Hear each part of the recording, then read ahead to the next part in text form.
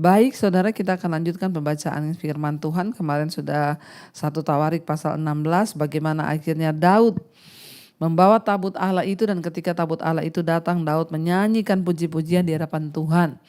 Ya, bahkan Daud menunjuk orang-orang untuk bertugas sebagai pemimpin pujian, bahkan yang menyanyikan mazmur di tabut Allah itu.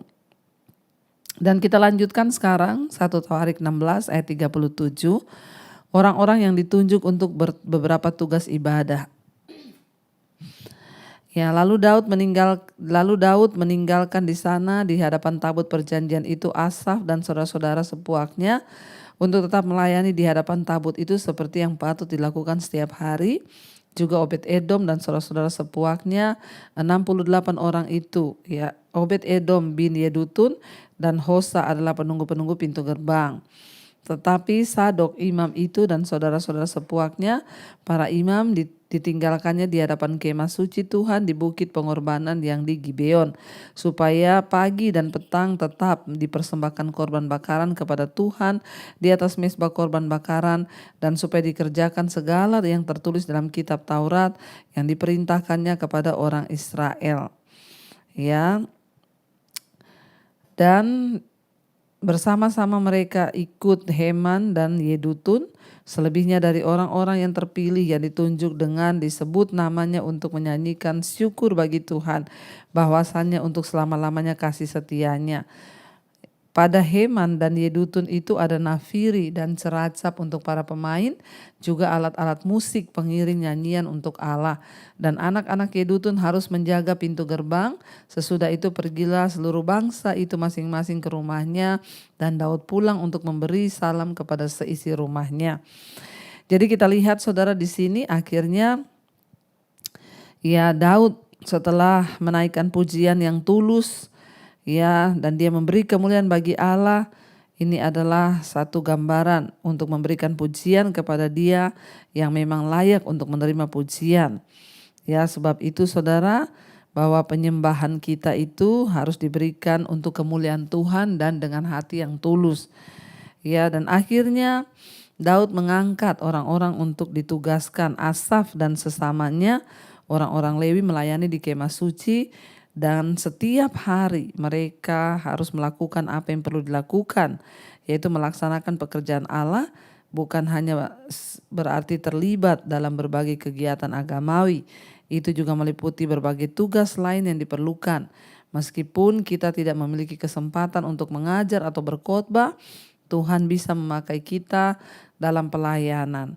Apa yang perlu dikerjakan? Ya, membersihkan, melayani, menyanyi, atau merencanakan sesuatu, mengatur, atau untuk membagi-bagikan, untuk menabur. Ya, kita bisa mengambil bagian dalam hal apa saja.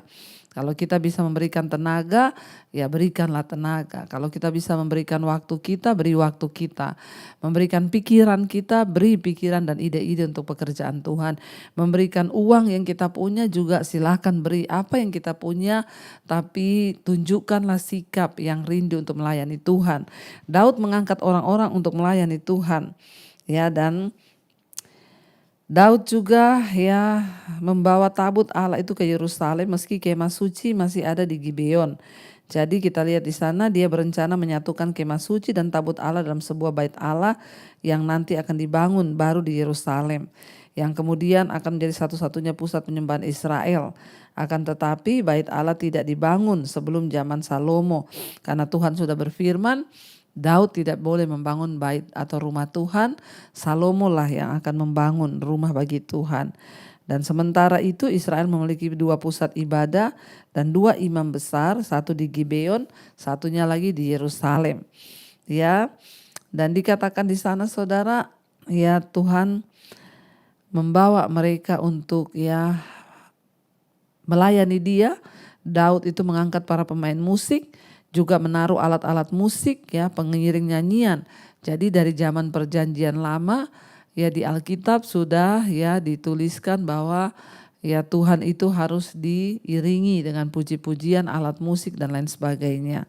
Jadi menyanyi, memuji Tuhan dengan alat musik itu bukan doktrin satu gereja, tapi sejak zaman Daud dulu ketika membawa tabut Allah hadirat Tuhan itu sudah ada saudara ya. Dan kita lanjutkan hari ini 1 Tawarik pasal yang ke-17, saudara. Ya, janji mengenai bait suci yang akan didirikan oleh Salomo. Ayat yang pertama, 1 Tawarik 17. Setelah Daud menetap di rumahnya, berkatalah ia kepada Nabi Natan, lihatlah aku ini diam dalam rumah dari kayu aras. Padahal tabut perjanjian Tuhan itu ada di bawah di tenda-tenda. Lalu berkatalah Natan kepada Daud, lakukanlah segala sesuatu yang dikandung hatimu, sebab Allah menyertai engkau. Tetapi pada malam itu juga datanglah firman Tuhan kepada Natan demikian. Pergilah, katakanlah kepada hambaku Daud, beginilah firman Tuhan, bukanlah engkau yang akan mendirikan rumah bagiku untuk didiami. Aku tidak pernah diam dalam rumah sejak aku menuntun orang Israel keluar sampai hari ini. Tetapi aku mengembara dari kemah ke kemah dan dari kediaman ke kediaman.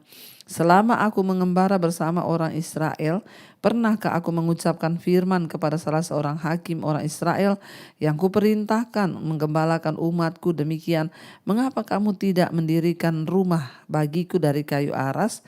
Jadi saudara, ketika Daud sudah menetap di istananya yang mewah, yang megah, yang dibangun dari kayu aras, Daud merasa terganggu dan tidak sejahtera. Kenapa dia tidur di rumah yang mewah, yang dibangun dengan kayu aras, sementara tabut itu hanya ditaruh di kemah-kemah. Ya, karena Daud tahu bahwa tabut itu adalah simbol dari kehadiran Tuhan sendiri. Daud merasa tidak layak, ya. Dan dia bilang, kenapa aku berdiam dalam kemahku yang megah ini sementara tabut itu hanya diam di dalam kemah, ya. Keinginan Daud itu adalah benar, tetapi waktunya yang tidak tepat dan juga ya cara Tuhan itu, bahkan perintah Tuhan itu lain daripada apa yang Daud inginkan.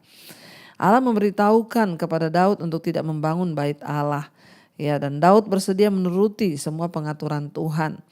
Tuhan berkata, sejak dari aku membawa bangsa Israel keluar dari Mesir, aku ini tidak pernah berdiam di rumah. Aku itu berdiam di tenda, dari satu tenda ke satu tenda, dari satu kediaman ke satu kediaman.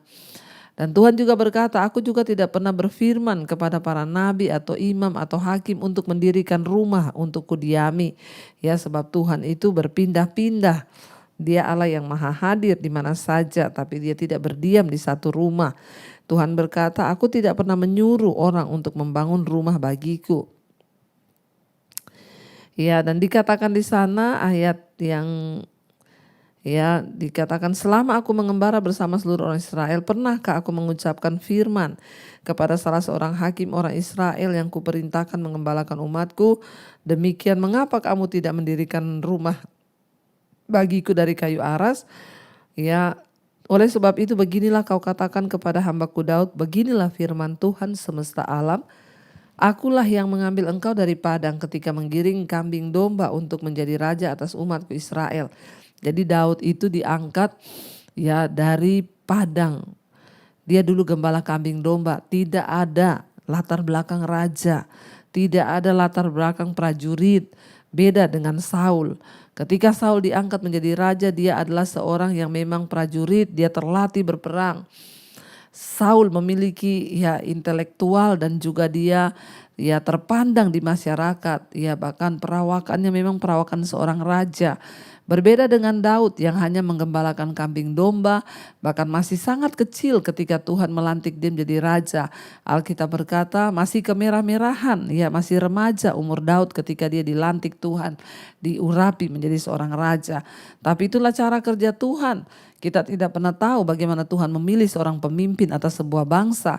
Ya, namun jangan kita batasi dengan cara berpikir kita, sebab Tuhan itu tidak terbatas. Tuhan berkata kepada Daud, ingat dari mana aku mengambil engkau. Ketika aku mengambil engkau itu engkau sedang menggiring kambing domba. Dan aku mengangkat engkau menjadi raja atas umatku Israel. Jadi apa yang tidak mungkin bagi manusia, mungkin bagi Tuhan. Jangan pernah batasi Tuhan dengan pikiran dan logika kita. Ayat 8, aku telah menyertai engkau di segala tempat yang kau jalani dan telah melenyapkan segala musuhmu dari depanmu.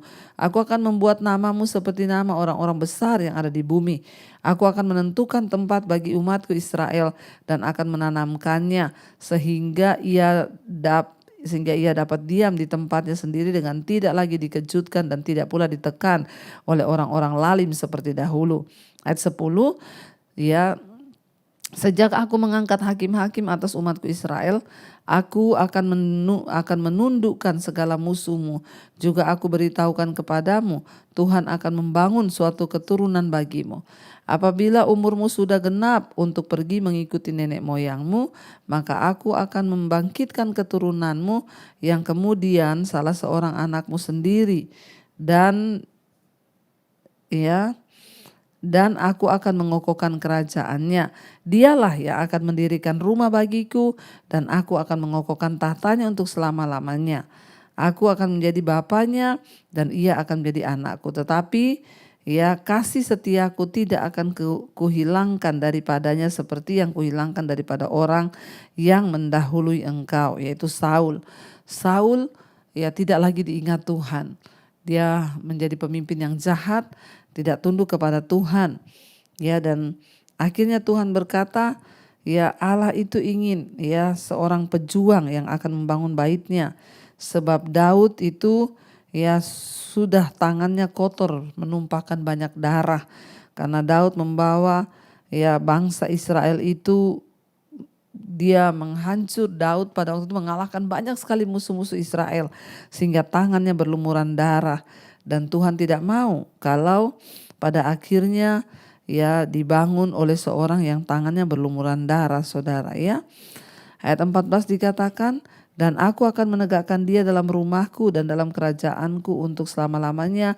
Tatanya akan kokoh untuk selama-lamanya. Tepat seperti perkataan ini dan tepat seperti penglihatan ini, Nathan berbicara kepada Daud. Jadi Tuhan suruh menyampaikan untuk Daud, bukan engkau yang akan membangun, tapi anakmu, yaitu Salomo. Dan Allah telah berjanji untuk menundukkan musuh-musuh Daud. Dan itu semua terjadi, saudara. Dan mengapa setelah janji kekal ini orang-orang Israel pada akhirnya dibawa dari tanah perjanjian ke dalam pembuangan? Janji kepada Daud mencakup 2 bagian.